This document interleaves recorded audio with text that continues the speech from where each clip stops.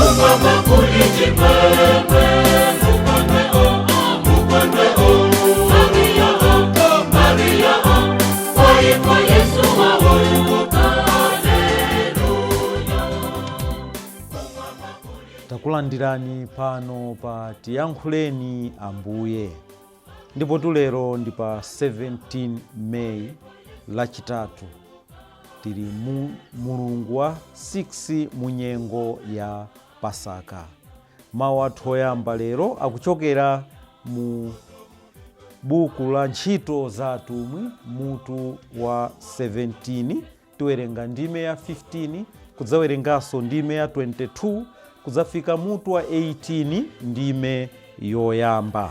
Amene akutiwerengera mawu oyamba ndi Linle Banda wachinyamata kuchokera ku St. Patrick's Parish mu Archdiocese ya Lilongwe. Ndipo uthenga wathu ukuchokera m'buku la Yohane mutu wa 12 mpaka na 15. Amene akutiwerengera mthenga wabwino komanso kutigawira mawu ndi Reverend Father Emmanuel Chikaya, achipani cha nsembe a Carmelite kuchokera ku Carmel Prayer House Kasungu mu Archdiocese ya Lilongwe. Mawu a buku la Ntchito za Atumwi. Ntchito za Atumwi mutu 17 ndime ya 15 kudzapitiliza ndime ya 22 mpaka mutu 18 ndime ya 1. Anthu amene adaperekeza Paulo aja adafika naye mpaka ku Atene. Pambuyo pake adabwerera ku Bereya. Paulo atawalamula kukasiya Silasi ndi Timoteyo kuti alondere msanga, Paulo adayimirira pakati pa bwalo lija la Areopagi nati, inu anthu a ku Atene, pa zonse ndikuona kuti ndinu anthu opembedza kwambiri. Pakuti pamene ndinali kuyenda mu mzindawu, nkumaona malo anu osiyanasiyana achipembedzo, ndinapezanso guwa lina la wansembe pamene panalembedwa mawu akuti, kwa Mulungu wosadziwika. Tsono tu amene mumapembedza osadziwayo, ndiye mweyo amene ine ndikukulalikirani. Mulungu amene adalenga dziko lapansi ndiponso zonse zili m'menemo, ndiye mwini kumwamba ndi dziko lapansi. Iye sakhala nyumba zachipembedzo zomangidwa ndi anthu ayi. Anthu sangamtumikire ndi manja awo, ngati kuti iye amasowa kanthu. Pajatu iye amapatsa anthu onse moyo, mpweya ndi zina zonse. Kuchokera kwa kholo limodzi iye adalenga mitundu yonse ya anthu, kuti ikhale pa dziko lonse lapansi. Adakonzeratu nthawi ya moyo wawo, ndiponso malire apokhala pawo. Mulungu adafuna kuti anthu afunefune, ndipo kuti pofufuzafufuza mwina nkupeza. Komabe iye sali kutali ndi aliyense mwa ife. Paja mwa iye ife timakhala ndi moyo, timayenda ndipo timakhala tilipo. Monga adanenera opeka ndakatulo anu ena kuti, ife ndife ofumira mwa iye ngati ana ake. Tsono popeza kuti tili ngati ana a Mulungu, sitiyenera kuganiza kuti umulungu wake umafanafana ndi fano la golide, kapena siliva kapena la mwala, lopangidwa mwaluso ndi nzeru za munthu. Mulungu adawalekerera anthu pa nthawi imene iwo adali osadziwa, koma tsopano akuwalamula anthu onse posepose kuti atembenuke mtima. Chifukwa adayika tsiku pamene iye adzaweruza anthu apa dziko lonse lapansi molungama kudzera mwa munthu amene iye adasankha. adatsimikizira anthu onse zimenezi pakuukitsa munthuyo kwa akufa. Pamene anthu adamva zakuuka kwa akufa, ena adangoseka, koma ena anati, bwanji mudzatiuzenso zimenezi tsiku lina. Choncho Paulo adawasiya, koma ena adamutsata nakhulupirira. Pakati pawo panali Dionysio, mmodzi mwa bwalo la milandu lotchedwa Areopagi, ndiponso mayi wina dzina lake Damalisi ndi enanso. Pambuyo pake Paulo adachoka ku Atene napita ku Korinto. Mawu a Ambuye. Tithokoze Mulungu. Ambuye akhale nanu. Mawu a Uthenga Wabwino monga adalembera Yohane Woyera. Ulemu kwa inu Ambuye.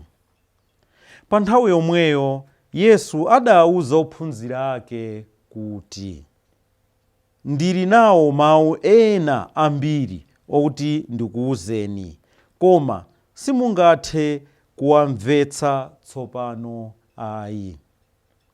Koma akadzafika Mzimu wodziwitsa zoona uja, adzakuphunzitsani zoona zonse, pakuti sadzalankhula zochokera kwa iye yekha ayi, koma zilizonse zimene Atate adzamuuze ndiye zimene adzalankhula, ndipo adzakudziwitsani zinthu za mtsogolo.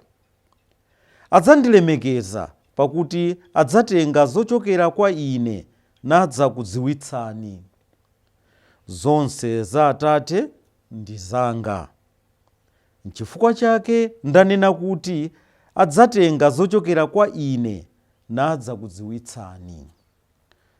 Uthenga wa Ambuye. Ulemu kwa inu Ambuye Yesu Khristu. Pajatu sabata yonse ino tikuona ndi kukonzekera kukwera kwa Ambuye Yesu kumwamba, komanso kukonzekera chaka cha kubwera kwa Mzimu Woyera. Ndipo tikumaona zimene Mzimu Woyera umachita kwa anthu amene awulandira kuchokera m'mawu athu oyamba.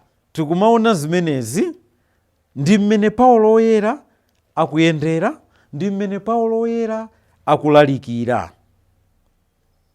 Lerotu Paulo Woyera ali ku Bereya, ndipo akupempha kuti Silasi ndi Timoti awalondole kumeneko, koma afika ku bwalo lalikulu limene ati Areopagi, pamene anthu amakumana, ndipo azathu adayikapo ati milungu yosiyanasiyana, kusonyeza ati anali anthu opembeza, koma amapembeza milungu yosiyanasiyana. Ndifake Paulo Woyera akuza inu anthu aku Atene, inu anthu aku Athens, ndakuzindikira ndipo ndaona mene nimayenda mu mzinda uno kuti ndinu anthu opembeza. Pali ngati afuna pa inculturation kuwauza pali milungu yambirimbiri, ndipo pamene nimayenda ndafika pena pake, ndaona pena pake mwalembapo kuti mulungu amene simumudziwa. Ndipo yakuti ine ndakubwereserani kuti mumudziwe mulungu ameneyo, fandi amene ife timapembedza, ameneyo nde mulungu woonadi. Ndipo anthu aja akumumvera Paulo, akugwiritsa ntchito tikuti filosofe, maganizo ozama kwambiri.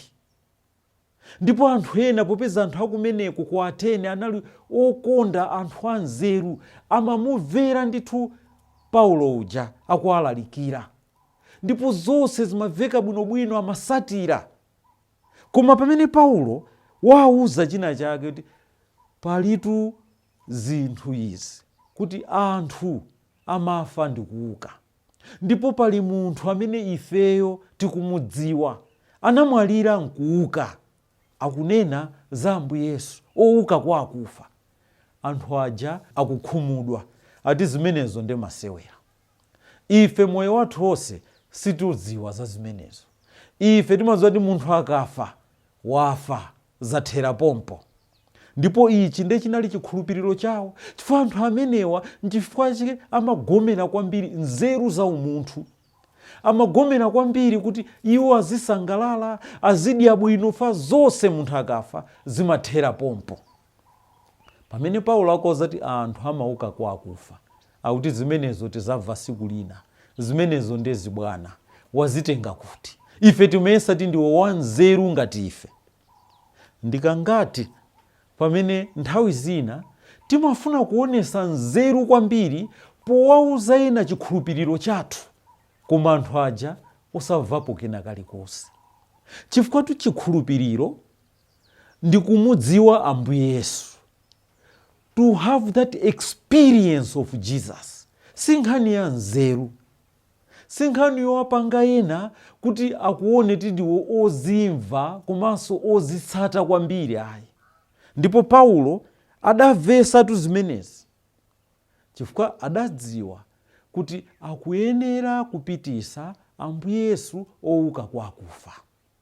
Akuyenera kuwauza anthu aja za experience yake, mmene iye akwaziwira Ambuye Yesu ouka kwa akufa, mmene iye amukhuzira Ambuye Yesu ouka kwa akufa.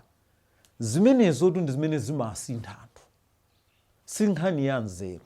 Kuti inuyo ndi ine tikuyenera kuonesa moyo wathu kuti tikumuvomera Ambuye Yesu mmoyo wathu, ndi zochita zathu, zintchito zathu, mayendedwe athu, kuti Ambuye Yesu atikhuza. Anthu amaona zimenezo ndipo amasinthika. Kuti Ambuye Yesu atikhuza nkumakonda ena, nkumachitira ena zabwino, nkumathandiza ena, futi Ambuye Yesu andikhuza ine. Iwo aja anthu enawo amasinthika. Tiyenitu titenge zimenezo, komanso timusatire Ambuye Yesu ouka kwa akufa. Chifukwa sindikunati tisalalike za Ambuye Yesu ouka kwa akufa. Fa inuyo ndi ine chikhristu chathu ndi chikhristu chenicheni, chifukwa ti Ambuye Yesu adauka kwa akufa. Tikusatira Mulungu amene ali wamoyo, tikuyenera kuwauza anthu, koma moyo wathu uzionesa kuti Ambuye Yesu ndi wouka kwa akufa. Uthenga wathu wabwino tikuona mochani. Ambuye Yesu akuwauza kuti ndili ndi mawu ena ambiri oti ndikuwuzeni, koma simungathe kuwavesa tsopano ayi. Sangathe kuwavesa chifukwa chani? Sadalandire Mzimu Woyera. Chifukwa akuwauza kuti koma akadzafika Mzimu wodziwisa zoona uja, adzakuphunzitsani zoona zonse. Chikhristu chikatolika sichingakhalepo ngati anthufe sitilandira Mzimu Woyera, ngati anthufe sitivomera kuti Mzimu Woyera azitithandiza. Chifukwa ndi Mzimu Woyera amene amalimbisa chikhulupiriro chathu, ndi Mzimu Woyera umene umatithandiza ife kuti titumikire, tikhale mboni zenizeni mmoyo wathu. Ngati mulibe Mzimu Woyera sitingakhale akhristu enieni. Chikhristu chagona kuvomera Mzimu Woyera pakati pathu.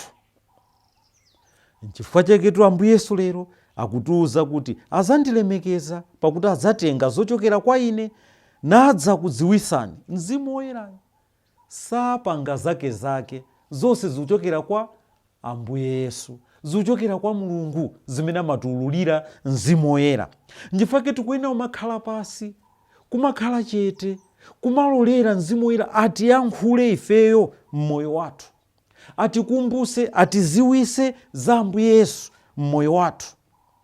N'chifukwa chake ndinanena kuti adzatenga zochokera kwa ine nadza kudziwisani. Mzimu Woyera ndi umene ukulamulira mpingo. Mzimu Woyera ndi umene uli patsogolo kutithandiza ife kuti mpingo ziyenda bwino. Inu ndi ine tilole Mzimu Woyera ukhale mmoyo wathu, ndipo ukakhala mmoyo wathu zonse zidzayenda bwino. Tidzakhala mu mpingo wokoma, tidzakhala Khristu wokoma, tidzakhala Khristu achikhulupiriro, tidzakhala mboni za Ambuye Yesu wouka kwa akufa. Munali ndi ine Bambo Emmanuel Chikaya. Mukonde o Maria, Moto mulibe, Alleluia, Yesu wauka, Moto